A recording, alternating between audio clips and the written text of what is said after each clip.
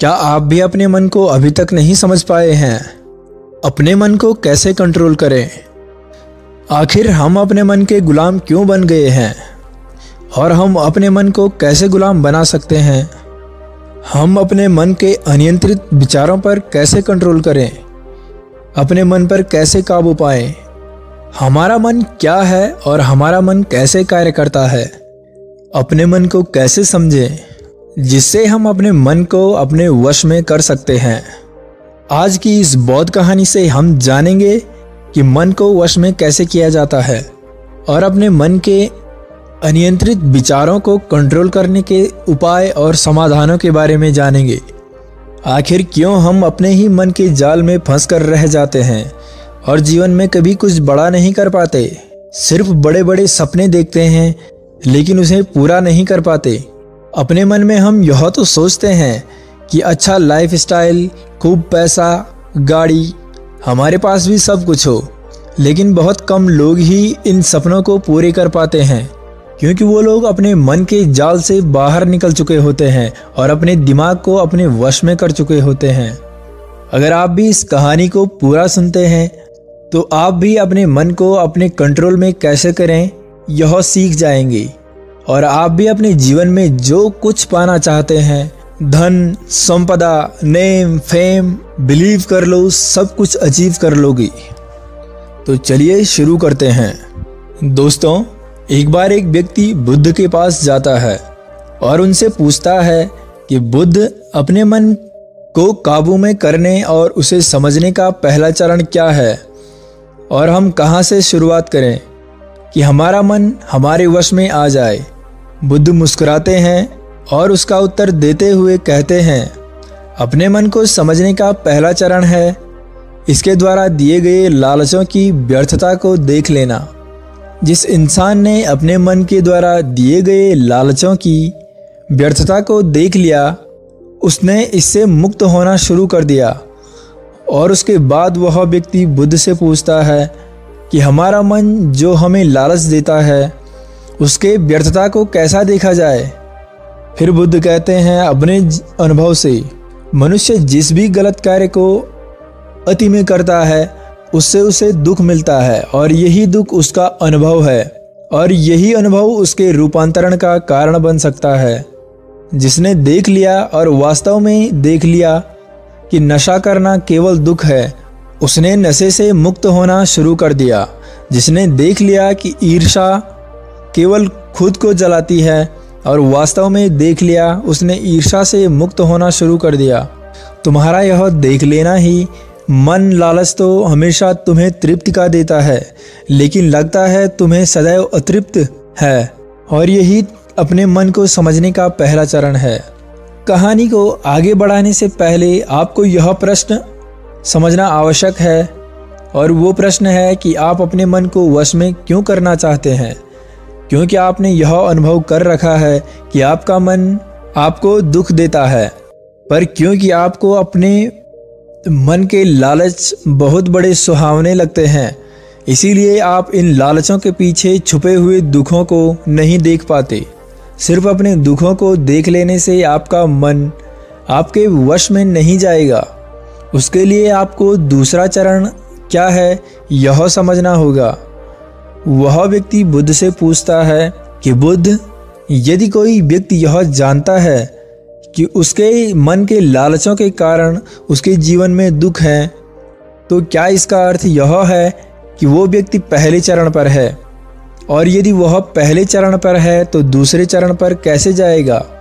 इस पर बुद्ध कहते हैं कि उस व्यक्ति को खोज पर निकलना होगा, किसी ऐसे व्यक्ति की खोज जो अपने मन से मुक्त हो चुका है और जिसने अपने मन को जान लिया है, क्योंकि तुम्हारा मार्गदर्शन वही कर सकता है जो उस जगह पर पहुंच चुका है और जहां तुम जाना चाहते हो। दोस्तों, यहाँ पर एक बात समझनी आवश्यक है कि खोज पर निकलने का अर्थ यह नहीं है कि आप सन्यासी बन जाएं, बल्कि खोज पर निकलने का अर्थ यह है कि कोई ऐसा व्यक्ति खोजना जो आपका मार्गदर्शन कर सके। अब यहाँ पर प्रश्न यह उठता है कि ऐसे व्यक्ति को कहाँ पर खोजें, क्योंकि आसपास में तो सभी लोग अशांत भरे पड़े हुए हैं तो इस प्रश्न का उत्तर है कि आप ऐसे व्यक्ति को आस पड़ोस में मत खोजिए, बल्कि इंटरनेट पर खोजिए, क्योंकि इंटरनेट आपको पूरी दुनिया से जोड़ता है। दोस्तों, इस दुनिया में बहुत सारे लोग थे और अभी भी हैं और हमेशा रहेंगे जो आपका मार्गदर्शन कर सकते हैं, कहानी में वापस लौटते हैं और अच्छे से जानते हैं कि अपने मन को समझने का दूसरा चरण क्या है। वह व्यक्ति बुद्ध से पूछता है कि उस व्यक्ति की पहचान क्या है जिसने अपने मन को समझ लिया है और जिसने खुद को जान लिया है, क्योंकि हर व्यक्ति यह दावा करता है कि वह ज्ञानी और बुद्धिमान है, लेकिन वास्तव में ज्ञानी कौन है, वह कैसे पता लगेगा। बुद्ध कहते हैं कि यही तीसरा चरण है और वो चरण है सुनना। सुनना ही अपने मन को समझने का तीसरा तरीका है। उसके बाद वह व्यक्ति बुद्ध से पूछता है कि क्या देखकर यह पता नहीं किया जा सकता, क्योंकि आपको देखकर ही पता लगता है कि आप एक महात्मा हैं। बुद्ध कहते हैं कि देखने में तो कोई व्यक्ति बहुत शांत लग सकता है, लेकिन भीतर से वह क्या है यह उसके शब्द ही बता सकते हैं। लेकिन ध्यान रहे कि शब्दों पर भी विश्वास एकदम से नहीं कर लेना है। किसी भी बात पर विश्वास इसीलिए कर लेना है कि उसे मैंने कहा हुआ है या किसी महात्मा ने कहा हुआ है। किसी भी बात पर विश्वास आपको तब कर लेना है जब वह तुम्हारा अनुभव बन जाए। गौतम बुद्ध के द्वारा कही गई इस बात को मैं आपको थोड़ा और आसान भाषा में समझाने की कोशिश करता हूँ। कोई कहता है कि ध्यान करना बहुत अच्छा है और कोई कहता है कि ध्यान करना बुरा है। अगर आप भी ध्यान को अच्छा मानते हैं तो आप बहुत जल्द ही उसे बुरा मानने लग जाएंगे, और यही हमारे मन की चाल है। तो अब आपके मन में सवाल उठा होगा कि कैसे? तो उसका उत्तर यह है कि ध्यान की शुरुआत में आपको आनंद नहीं मिलेगा, बल्कि बोरियत महसूस होगी।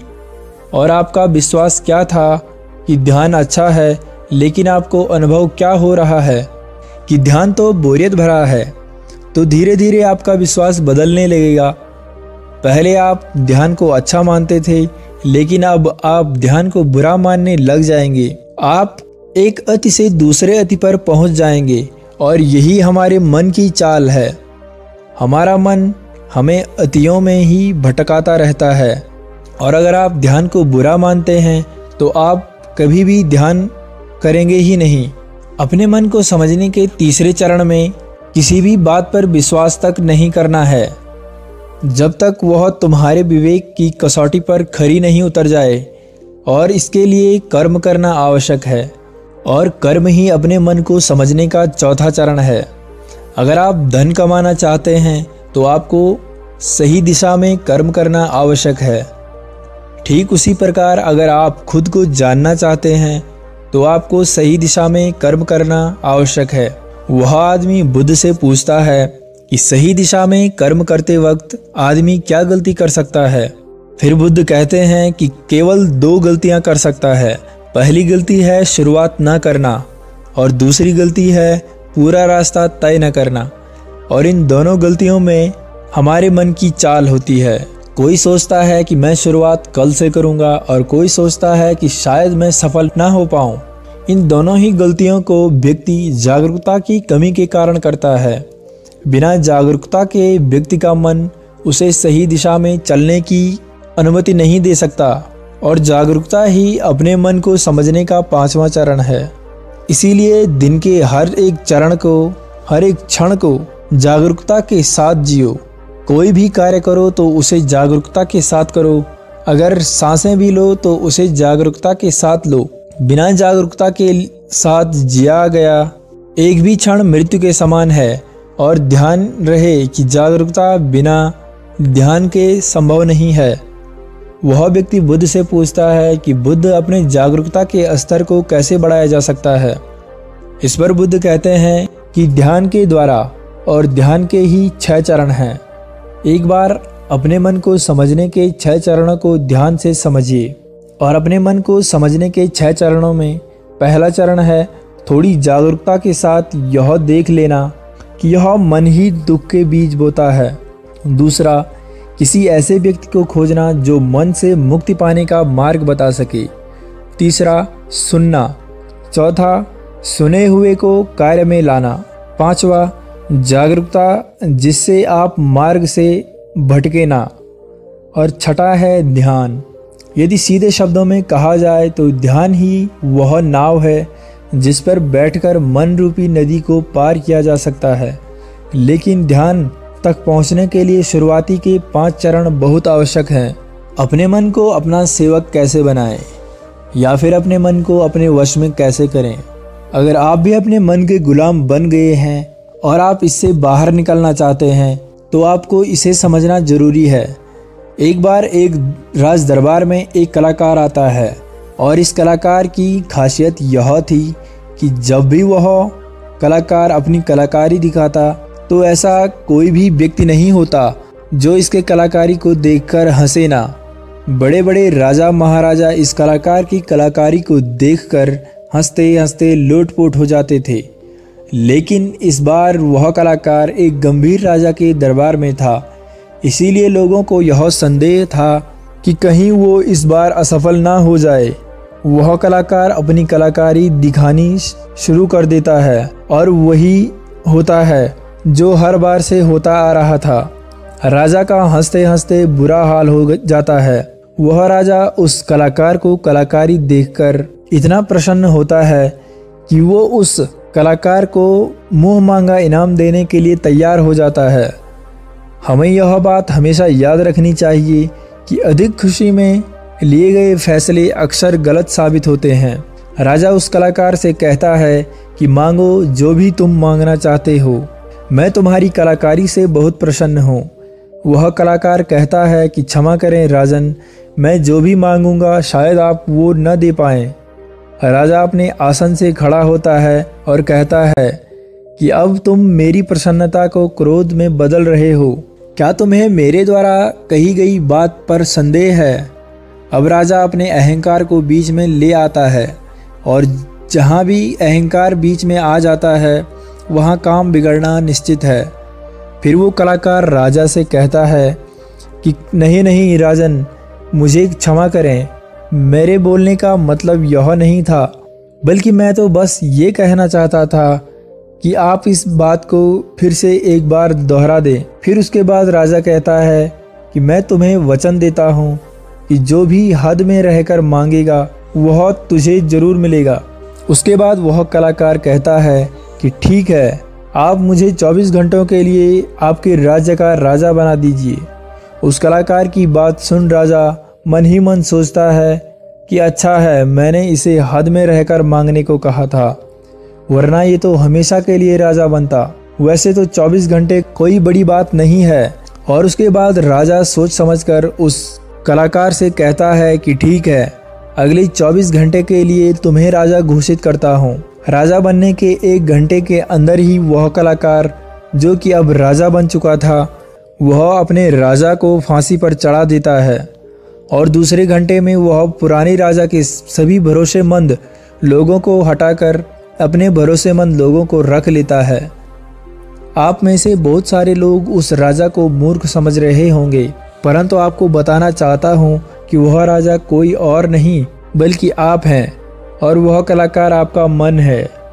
आपका मन आपको थोड़ी सी खुशी क्या दे देता है कि आप उसके पीछे हो लेते हैं। जो वही कहता है आप वही करते हैं और बाद में आपके हाथ में केवल पछतावा ही लग जाता है। किसी भी चीज़ का मज़ा लेना समस्या नहीं है, बल्कि इस मज़े में ही डूबकर अपनी सुध बुद्ध खो देना समस्या है। अपने मन को कैसे काबू करें या अपने मन को नियंत्रित कैसे करें? दोस्तों, हमारा मन हमसे सिर्फ बुरे काम ही नहीं करवाता, बल्कि यह आपसे अच्छे काम भी करवाता है। मैं आपको एक उदाहरण देकर समझाता हूँ।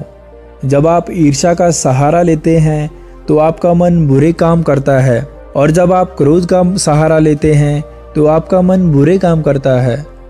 जब आप मोह, अहंकार और लालच जैसी बुरी चीज़ों का सहारा लेते हैं तब आपका मन आपसे बुरे काम करवाता है, और जब आप प्रेम, दया और कृतज्ञता जैसी अच्छी भावनाओं का सहारा लेते हैं तब आपका मन अच्छे काम करता है। इसलिए समस्या मन नहीं है, बल्कि मन का इस्तेमाल किस तरह से किया जा रहा है, यह समस्या है। गौतम बुद्ध ने जागरूकता को इतना महत्वपूर्ण इसीलिए बताया हुआ है क्योंकि जागरूकता के द्वारा ही अपने मन को नियंत्रित कर सकते हैं। मन को नियंत्रित करने का मतलब यह नहीं है आपके मन में नेगेटिव विचार आने ही बंद हो जाएं। मन को नियंत्रित करने का सही मतलब यह है कि आपका कोई भी विचार आपको विचलित न कर पाए। विचलित होने का अर्थ सिर्फ परेशान होना नहीं है बल्कि खुश होना भी है। बहुत ज़्यादा खुश होना समस्या नहीं है, परंतु उस खुशी में कोई निर्णय लेना समस्या है। जैसे किसी से कोई वादा कर देना, ठीक उसी प्रकार बहुत ज़्यादा दुख होना समस्या नहीं है बल्कि इस दुख के कारण कोई निर्णय लेना समस्या है। जैसे आत्महत्या। अगर आप पूरी जागरूकता के साथ यह देख पाएं कि सुख और दुख इन दोनों की अति में कोई भी निर्णय लिया जाए तो दुख और पीड़ा को जन्म देता है, तो आप आंख बंद करके सुख के पीछे नहीं भागेंगे। और अगर आप सुख के पीछे नहीं भागेंगे तो दुख आपके पीछे नहीं भागेगा, क्योंकि ज़्यादातर लोग जिसे सुख समझते हैं वह दुख की परछाई है। अब लोग इस बात का यह अर्थ निकाल लेंगे कि हमें सुख का आनंद नहीं लेना चाहिए, जबकि यह निष्कर्ष बिल्कुल गलत है।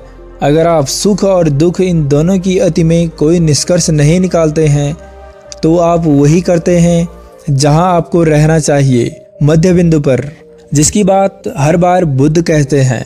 मैं आपको मन के बारे में एक खास बात बताता हूँ। आपको ऐसा कब लगता है कि आपको अपने मन को वश में करना चाहिए? मैं आपको बताता हूँ, जब आप वो काम कर रहे होते हैं जो काम करना आपके लिए सही नहीं होता है, जब आपको महसूस होता है कि आपको अपने मन को वश में करना चाहिए मगर वो काम फिर भी करे जाते हैं क्योंकि आपको उस काम को करने में मज़ा आता है। उदाहरण के लिए चुगली करना। आपको पता है कि चुगली करने से आपको कुछ भी फायदा नहीं होगा, फिर भी आप चुगली करते हैं क्योंकि चुगली करने में शुरुआत में मज़ा आता है, परंतु धीरे धीरे ही आपको पता चलता है आप अपने ही नज़रों में छोटे बन गए हो।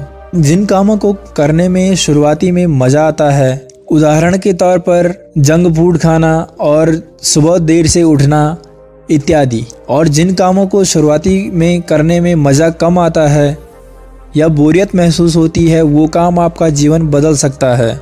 उदाहरण के तौर पर किताबें पढ़ना, व्यायाम करना, सुबह जल्दी उठना, ध्यान करना और इंटरनेट का सही इस्तेमाल करना। हमें यह समझना चाहिए कि हमारा मन केवल बुरे कामों में ही नहीं लगता बल्कि यह अच्छे कामों में भी लगता है। फ़र्क सिर्फ इतना है कि बुरे कामों में यह जल्दी लग जाता है क्योंकि बुरे काम करते वक्त शुरुआती में ही मज़ा आता है, और अच्छे कामों में यह देर से लगता है क्योंकि अच्छे कामों में मज़ा देर से मिलता है। इसीलिए मज़े के पीछे न भागें और बल्कि सही काम के पीछे भागें। सफलता आपको निश्चित मिलेगी। दोस्तों, अब बारी आती है कि अपने मन को कंट्रोल करने का सही तरीका क्या है। ज़्यादातर लोग सोचते हैं कि मन को कंट्रोल करना मुश्किल है, और यह बात सच है केवल उन लोगों के लिए जिन्हें यह पता नहीं है कि मन क्या है और यह कैसे कार्य करता है। जो लोग जानते हैं कि मन क्या है और यह कैसे कार्य करता है, उनके लिए अपने मन को कैसे नियंत्रित करना है आसान है। और इसके लिए पहले आपको यह समझना होगा कि मन को कैसे समझें। हमारा मन दो हिस्सों में बटा हुआ है, पहला चेतन मन और दूसरा अवचेतन मन। चेतन मन को हम सब बुद्धि के नाम से जानते हैं। यह हमारे भीतर एक फिल्टर की तरह काम करता है। जो भी जानकारी हमारे अंदर जाती है उसे यह जांचता और परखता है। चेतन मन के पास तर्क करने की क्षमता है और यह सही और गलत के बीच चुनाव कर सकता है, परंतु अवचेतन मन ऐसा नहीं करता। हमारा अवचेतन मन सही और गलत के बीच चुनाव नहीं कर सकता है।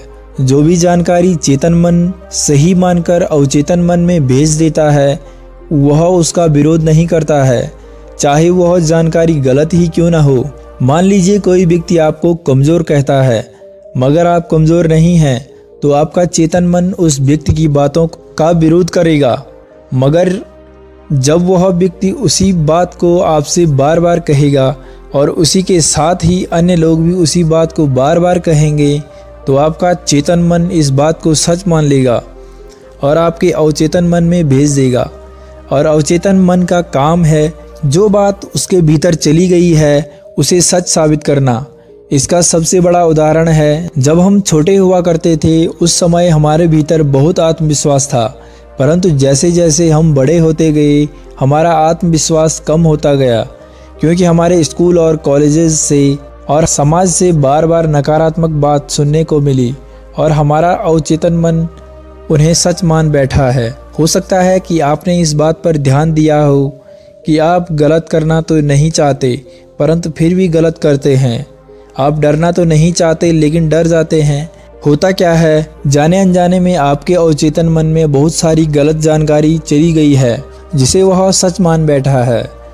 तो अब प्रश्न यह उठता है कि इसका समाधान क्या है, क्योंकि बहुत सारी गलत जानकारी हमारे भीतर जा चुकी है और हमारा आत्मविश्वास कम हो चुका है। अपने मन को कंट्रोल करने के उपाय। हमारे अंदर जानकारी जाने के 5 द्वार हैं और वो हैं आँख, कान, नाक, जीभ और त्वचा। इन्हें हम 5 इंद्रियों से भी जानते हैं। बहुत सारी गलत जानकारी हमेशा भीतर जाने के कारण हमारा मन हमारे वश में नहीं है। अगर हम अपने मन को अपने वश में करना चाहते हैं तो हमें बहुत सारी यह जानकारी इस मन को देनी होगी, कम से कम उतनी सही जानकारी जितनी गलत जानकारी हमारे भीतर पहले से पड़ी हुई है। सही जानकारी और गलत जानकारी के बीच का अंतर समझिए। सही जानकारी वो है जो आपको आपके लक्ष्य की तरफ ले जाए और गलत जानकारी वो है जो आपको आपके लक्ष्य से भटकाए। एक सन्यासी का लक्ष्य आत्मज्ञान है और आत्मज्ञान के लिए ध्यान करना आवश्यक है। अगर कोई चीज़ उसे ध्यान करने से रोकती है तो वह उसके लिए एक गलत जानकारी है। मान लीजिए कि आपको एक गायक बनना है तो गायक बनने के लिए रियाज करना बहुत ज़रूरी है। अगर कोई चीज़ आपको रियाज करने से रोक रही है तो वह आपके लिए गलत है। तो अपने मन को कंट्रोल करने के लिए आपके पास एक लक्ष्य का होना बहुत ज़रूरी है, क्योंकि अगर आप अपने मन को कहीं पर जाने से रोक दोगे तो उसे कहीं पर तो भेजना ही पड़ेगा। अगर आपके पास लक्ष्य है तो आपको सबसे पहले क्या करना है यह ध्यान से समझ लीजिए। सबसे पहले इस चिंता को छोड़ दीजिए कि कितनी गलत जानकारी आपके भीतर जा चुकी है। आपको बस इतना करना है कि आपके 5 द्वारों पर, यानी कि जहाँ से जानकारी भीतर प्रवेश करती है वहाँ पर जागरूकता का पहरा लगा देना है।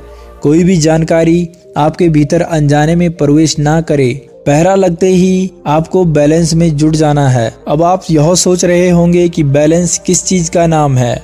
बैलेंस आपको नेगेटिविटी और पॉजिटिविटी के बीच में करना है। नेगेटिविटी आपके भीतर पहले से ही मौजूद है, अब बस आपको पॉजिटिविटी को भरना है। आपको एक बात जान लेनी चाहिए, पॉजिटिविटी नेगेटिविटी को मिटा देती है जिस प्रकार रोशनी अंधेरे को मिटा देती है। ये तो बस कहने की बात है कि आपको बैलेंस करना है। सच तो यह है कि जब आप अपने भीतर सकारात्मकता भरने लगेंगे तो आपके अंदर की नकारात्मकता उसी समय मिटने लग जाएगी।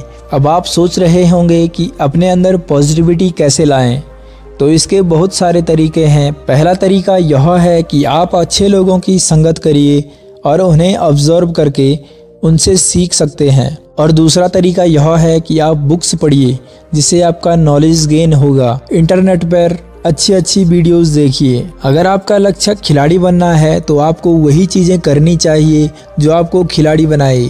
मन पर नियंत्रण रखने के लिए इंद्रियों पर संयम आवश्यक है और संयम के लिए अनुशासन आवश्यक है और अनुशासन के लिए एक सही निर्णय आवश्यक है जो आपको भी लेना है। तो इन कुछ तरीकों से आप अपने अंदर पॉजिटिविटी ला सकते हैं और अपने मन को कंट्रोल में कर सकते हैं।